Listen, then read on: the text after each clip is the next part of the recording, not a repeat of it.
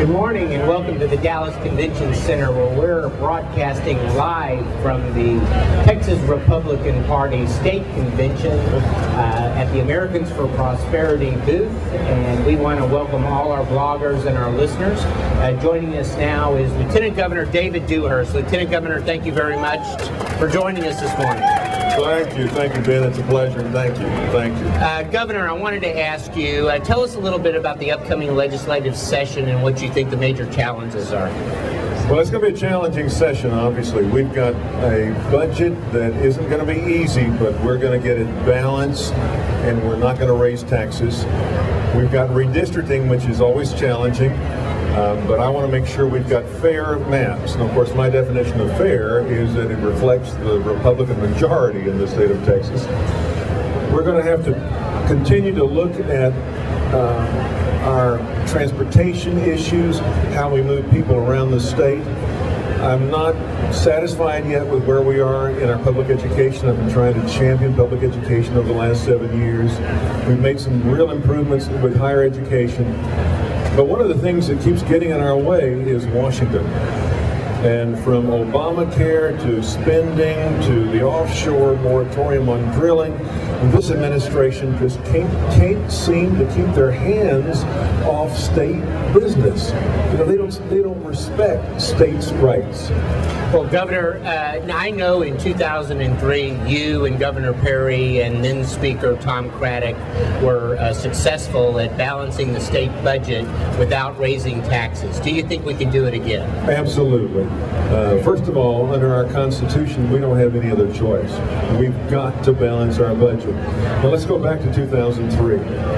We came into a situation in 2003 that we'd been told that we had a $5 billion deficit. A week or two right before the session, that number went up to $10 billion. And there was no reserves. I got elected, as you know, because you helped me. You were a big help, in November of 2002. So I came in as Lieutenant Governor in January 2003, and we had a $10 billion deficit, no savings. Well, fast forward through today. In 2007, the legislature backed me up, and we saved the surplus.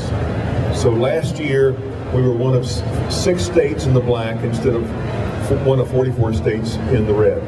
And Governor, let me ask you, how important is that surplus in the eyes of investors and in the eyes of creditors and bondholders in Texas bonds? Oh, it's absolutely critical. And that's a very, very perceptive question. It's the same thing that BP is going through right now.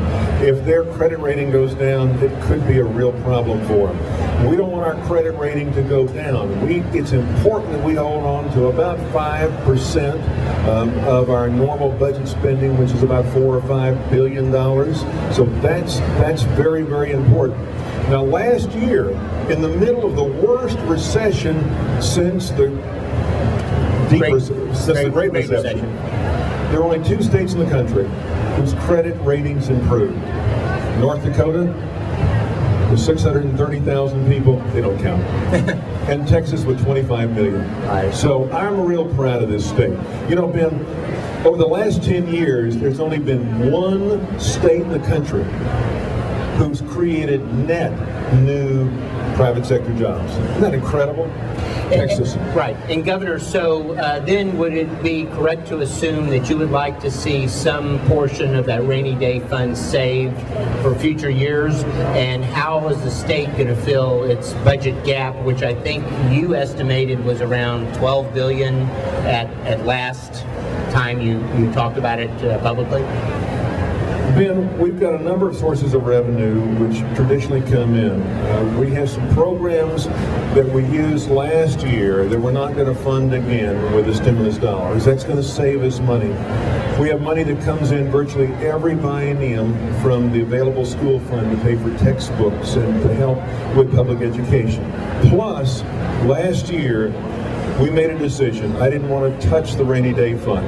So that rainy day fund is going to grow to a little over $10 billion, $10.2, $10.5 billion, plus these other sources So the $18 billion that the newspapers keep banding around, that's about 11 or so, 10, 11 billion of money that we need to replace, we need to come up with, and I understand that. And then a bigger amount of spending than I think at the end of the day we can afford. As you know, I just asked the Speaker and the Governor to sign off on a measure to tighten the belt.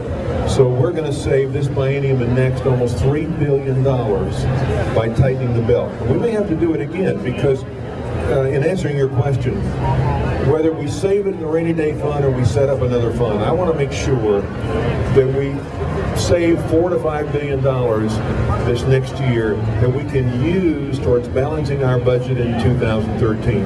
Just like we did in 2007, saving money we balanced in 2009, saving money in 2009 so we're balanced in 2011. We need to save for 2013.